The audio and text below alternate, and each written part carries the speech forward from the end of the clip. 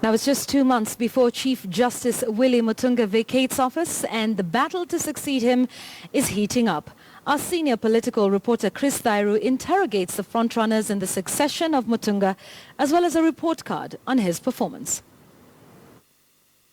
Chief Justice and the President of the Supreme Court, Dr. Willy Mutunga, was appointed into office in June 2011. He joined the judiciary, having served in different capacities in the civil society on a platform of change and the much required reforms in the country's judicial system. And after serving for 5 years, the 69-year-old has opted to take an early retirement and leave office in June this year, hence giving time for the process of seeking his successor before the 2017 general election. But how has he fared on during his tenure? If you have built courts or if you have hired many magistrates, that is the measure by which we judge your success. But the truth of the matter is that building cathedrals that nobody goes to worship in does not help anyone.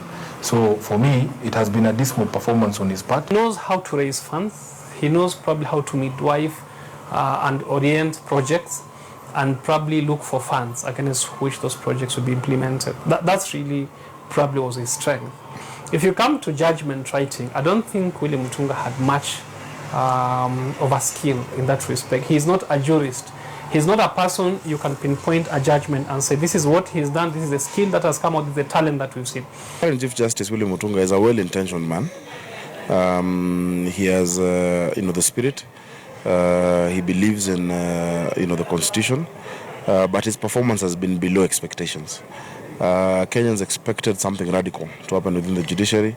The succession battle of Mutunga has already started taking shape, given the critical role of the Supreme Court in the run-up to the 2017 general election. The process has already caused the creation of alliances within the Judicial Service Commission, with different camps rooting for their preferred candidates.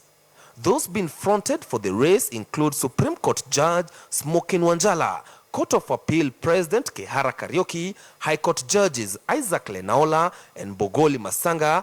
Attorney General Professor Githu Muigai has also been cited as a possible contender for the position.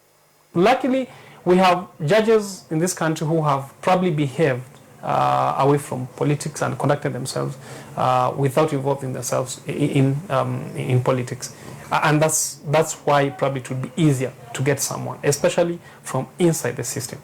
I think we made a mistake as the people of Kenya to have a total outsider lead the judiciary as the head of the judiciary, because he does not know how the judiciary works.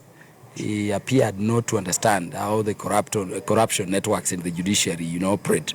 So I think it would be good probably even to have somebody from within the judiciary, because, the first case you preside over cannot be a presidential petition. You must have had some history of dealing with such issues. Yeah. Given that the vacancy of the Chief Justice will only arise after he retires in 2 months' time, there is pressure from the political class that the earlier the process of seeking Mutunga's replacement starts, the better.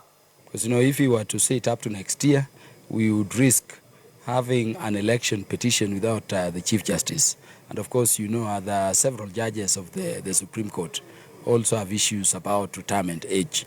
My position is on that they ought to have retired by now. Justice Tonoi, Justice Rawal ought to have retired by now. This is the opportune moment that we should then be able to start recruitment, because if we wait until the very last minute, we may have to rush the process. It may be again be challenged in court, and we may again not have the time to get the best. There has also been fears that the longer the delay, the greater the risk that the formation of the Supreme Court may be left in limbo.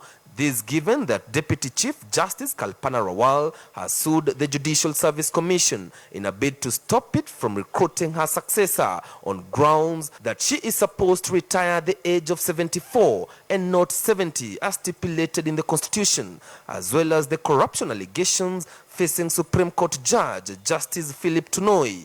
If both cases result in the removal of the 2 judges, then the Supreme Court bench will be left with only 4 judges instead of the minimum number of 5.